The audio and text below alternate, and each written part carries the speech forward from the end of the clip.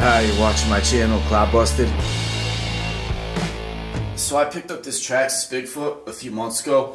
So I was at the Bigfoot open house in Missouri, the full-size monster truck. He has a open house every summer. They have like a monster truck show and stuff like that. And they were selling these there, so I bought one and I had it autographed by Bob Chandler, the owner and creator of the original Bigfoot monster truck. So I figured I could just keep it in the box and maybe down the road sell it, make a few bucks off it. But I was sitting there looking at it on the shelf all the time, thinking like, how much am I really going to make? A couple $100. So I think it'd be more fun to open it, and that's what I did. So I opened this up, and I was surprised. So this thing is basically just a two-wheel drive Stampede, and it comes with a battery and a brush motor. And it's just a, it's not a LiPo, it's just a nickel metal hydrate. And it was a ton of fun. It's a clean top speed of 30 miles an hour, and I believe it. It seems pretty quick. And I had a ton of fun with it. It was pretty stable. It was fun. It was just fast for what it is. So I'm glad I opened up the box. But then the first run, the servo saver broke. So I fixed that, and then I took it for another ride, and the shock cap blew off. So I did a little bit of research, and I found that a lot of people put aluminum shock caps. So I figured while I was ordering parts, I'd go all out with it and upgrade a few other things. I don't know why I never had a Stampede before. They've been out for a long, long time. They're a proven design. They're durable. And this truck replaced one of my favorite trucks of all time, the Traxxas Sledgehammer. So let me pop the body off. I'll show you what I did to it.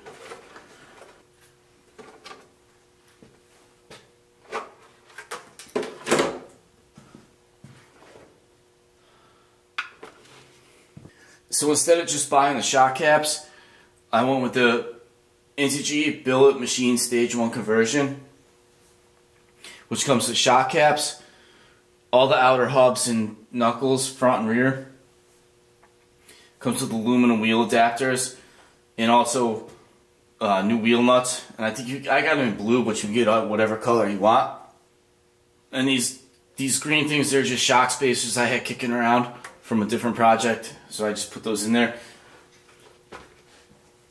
And if you think this looks wider than a normal Stampede, you're right, it is, because this is an Integy extended control arms.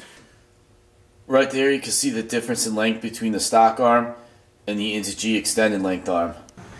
And with the stock arms from pin to pin, it was about 8 3/8. And with the new arms, it's about 9 3/4 pin to pin, so it's a bit longer. Should handle a bit better too. So it comes with wider control arms and all adjustable turnbuckles. Factory had plastic pieces, you couldn't adjust them. So I went with those extended length front and rear. And I also went with the Integy shock towers. They have multiple mounting options. They give you a bunch of mounting options for the top of the shock, turnbuckle, and lower shock on a A-arm. Same thing with the rear shock tower, a bunch of different holes there, the lower turnbuckle. And these are the extended rear arms, and they also give you steel shafts. So that's an awesome upgrade. So altogether, all those parts were just a little under $300. Right there you can see the Hot Racing aluminum servo saver. That was the first thing that broke in the factory one, so that was the first thing I changed.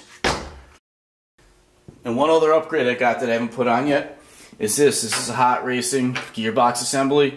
It comes with a composite gearbox and aluminum motor plate with heat sinks on it. So the reason I haven't put that on yet is because I'm planning on maybe going brushless, or if I do keep it brushed, I'll go a little bit faster with a motor. And I didn't get the aluminum case because I've actually had problems in the past where bearings start to spin inside the aluminum, like the outer piece of the bearing, and it wrecks the case. So I stuck with the composite one because I've had good luck with those. Sometimes aluminum is not always the best thing.